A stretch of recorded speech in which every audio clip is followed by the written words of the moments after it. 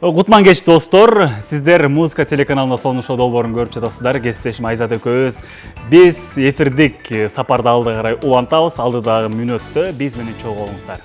Бүркүргөн күздүн келиши менен жайды эс алууну артка таштап, эми мына сиз дагы биз дагы жеңди туруп жумушка киришип жатабыз. Алардын катарындагы биз дагы барыбыз жаңы формат, жаңы сезон деп чындыгында даярданып да жүрдүк. Анын катарында биз аябай сагындык. Ардактуу көрөрман, сизге болгон сүйүүбүздү азыр ушул жерде турабыз. Жана ошондой эле айтайын деген билесизби, мен бүгүн кадимкиде биринчи жолу эфирге чыгып аткандай толкунданып атам. Сизде кандай болуп атат? Албетте көрүүчүлөрдү сагындык, биз ишенебиз, көрүүчүлөр да бизди сагынды. Биздин сагынганыңыздарды билдирип, эфирге байланышка чыгып өзүңүздөрдүн оюңуздарды толуктап туруңуздар. Биздин оюнга катышсаңыздар болот. Эң сонун ырдап берсеңиздер 500 бирдик беребиз. Ал эми бизге эң сонун суроо берсеңиздер дагы көрсөтүүнүн жыйынтыгында жеңүүчүнү аныктап 500 бирдик берүүгө даярбыз. Андыктан 39 20 39 20 64 39 21 83 номерине байланышка чыгыңыздар дагы өзүңүздөрдүн ийгилигиңиздерди сынап көрүңүздөр. Негизи күз мезгили бир аз эс алуудан кийин адамды күзгү ишке, жумушка көнүп кетиш кыйын да. Анан ошол учурда сизде кандай болуп атат? Кечке уйкулуу келбей элеби?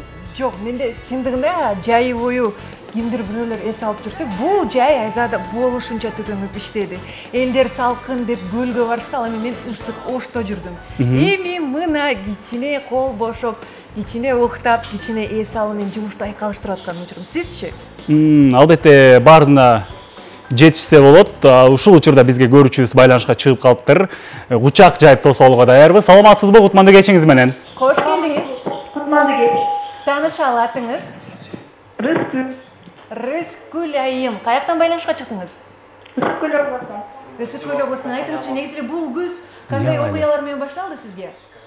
Бүгүн сонун керемет. Сонун эмне болду дейсиз? Сонун керемет күн. Кубанычтабыз. Негизи ушул сонун шоу долбоорунан кандай жаңылыктар күтүп атасыз? Кандай эфирлер жасасак болот? Өзүңүз оюңузду айтып кетпейсизби? Абдан жаңып атат. Эфириңер жана сиздер сурооңуз менен суроо бербейсиңиздер, урдап берели. Келиңиз анда, келиңиз. Мезгил тынбай, өткөн сайын күнүгө мен суктанам, ар бир өткөн күнүнө айланчыктай анкен сайын жаштыгым ал кездеги сени сунган гүлүмө ал кездеги ал кездеги ал кездеги сени сунган гүлүмө ошол гүлдү senin oğlunlarman oşol gülge senin açan al gülüdeydi başka Dününgüzge bereke. Yüreğimde yaşaydı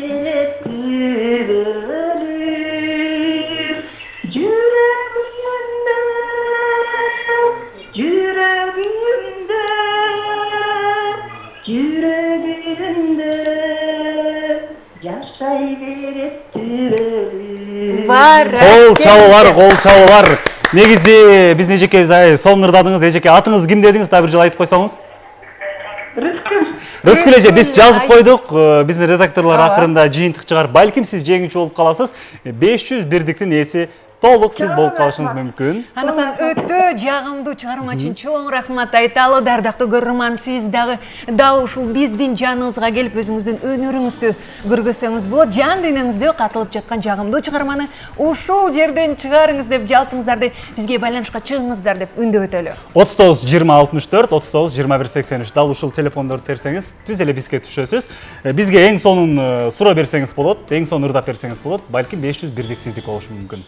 Ооба, бул мүнөттөрдө кандай суроо берсем деп ойлонуп жатсаңыз, көпкө ойлонбой эле коюңуз. Болгону эң эле кызыктуу деп эсептегениңизди биз сизден күтөбүз. Анан негизи эле күрөш, күз күрөш деп айтып калатабыз. Күздө бардыгыбыз даярданабыз, эмгектенебиз деп атабыз. Ал эми сиздин күздүн эң алгачкы күндөрү кандай кубанычтуу кабар менен сүйүндү? Эң сонун кабар эле ушул биз 5 сентябрда музыка телеканалынын сонун шоу долбоору эфирге чыгат деген мени аябай кубандырды.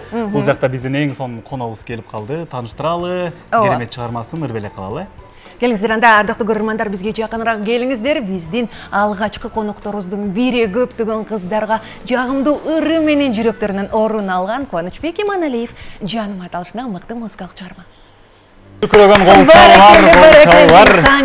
Анда келиңиз, бул жака чакыралы студиябызга. Бизди көрүп, азыр Куба мырзаны көрүп бардыгы эзилип жаткан учур. Келиңиз, анда кош келдиңиз. Кош келдик. Ассалому алейкум. Келиңиз олтуруп алыңыз. Көрүшкөнүбүз кубанычтабыз. Эң сонун чыгарма.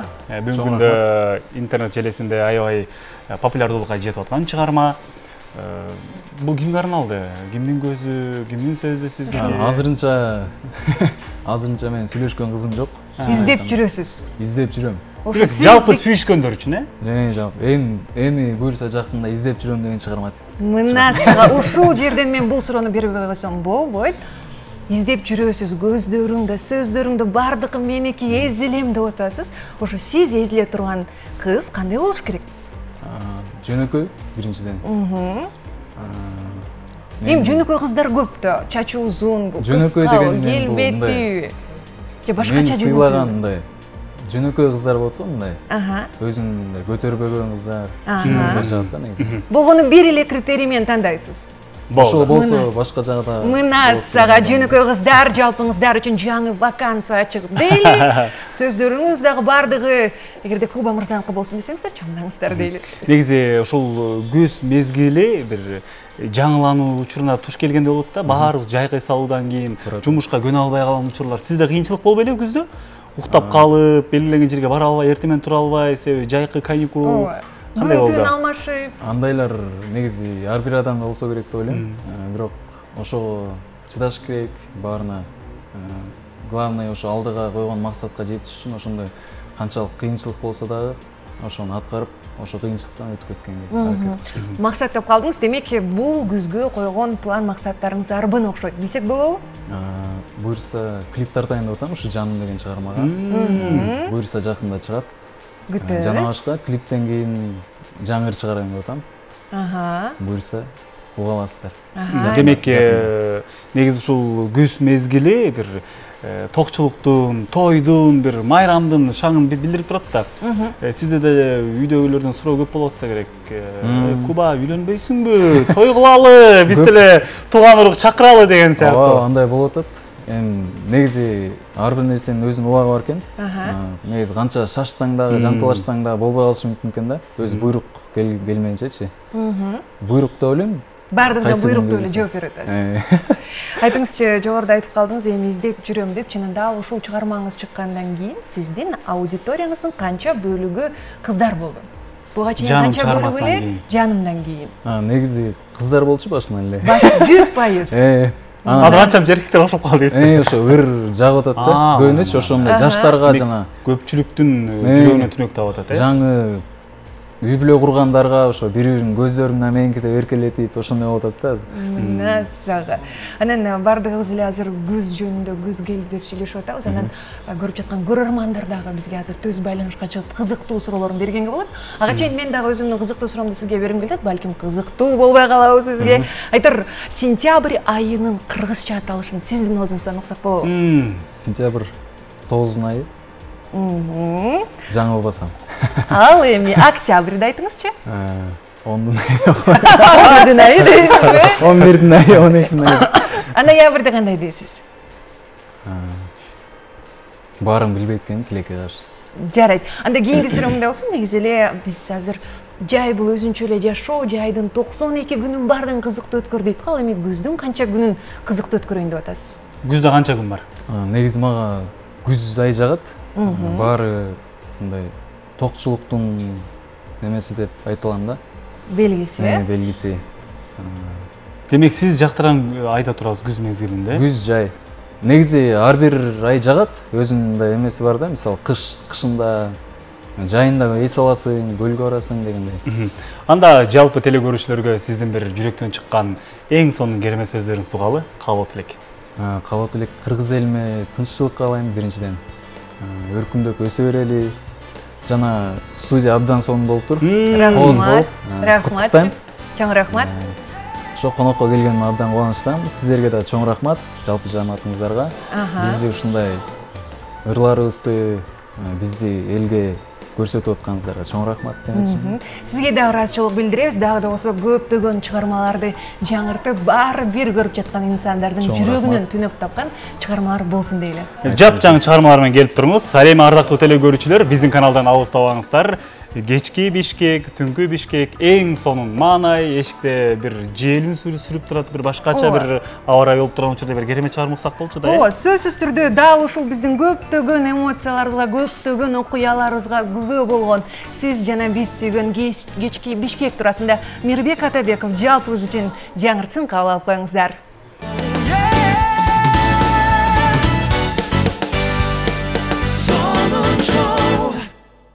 Мирбек Атабеков ыраазычылык билдиребиз. Сонун шоу долбоор алда карай сапарын улантат. Ардактуу теле көрүүчүлөр, сиздер түз эфирде Музыка телеканалында сонун шоу долбоорун көрүп жатасыздар. Биз 5 сентябрда жаңы форматта, жаңы студияда сиздер менен өтө сүйүнүп, кубанып сүйлөшүп турган учурубуз. Толкунданып, кошо дагы чындыгында буга чейин көрөрмандардан дагы эмнелерди күтөсүңөр деп суроо берип кеткенбиз. Чындыгында биз бул сезонго чыгаардын алдын элдерге кандай өзгөрүүлөр менен кубандырсак деген дагы суроолор берип келгенбиз.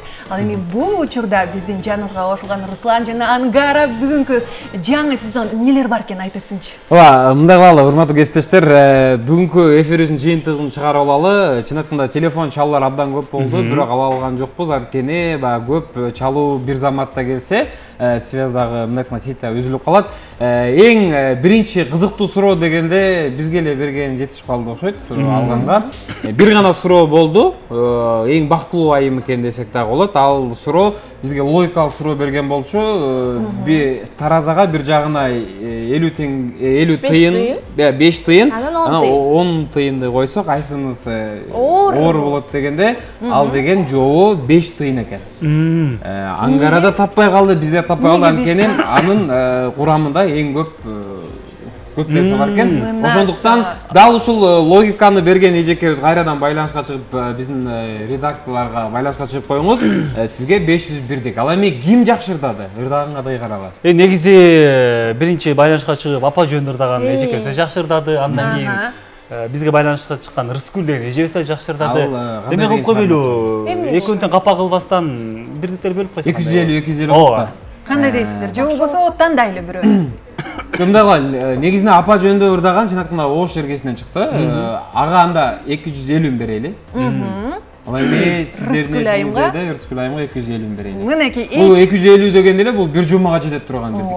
Кээ бирөөнө бир айга жетет. Жеңүүчүлөр, сиздер телеканалы Музыка деп Инстаграмдан излесеңиздер, биздин Инстаграмда баракчабыз чыгат. Ошол жака дайректке жазсаңыздар, биз сиздердин бирдикти салып берүүгө даярбыз. Урматтуу теле көрүүчүлөр, бүгүндөн баштап эфирде Максат Давранов, Айзада Маратова жана ошондой эле Ангара Рыскулова жана ошондой эле биздин кесиптешибиз Айзада Жамгырчиева жана ошондой эле мен Руслан Адылбекұлы ар бир күн сайын сиздер менен эфирде болобуз. Болгону алыстабай, бүгүндөн баштап саат 21:00 Музыка телеканалында түз эфирден көрсөңүздөр болот. Ар бир эфир кызыктуу болот деп 100% кепилдик берип айта алабыз, анткени ар бир эфирде кызыктуу оюндар менен коштолот.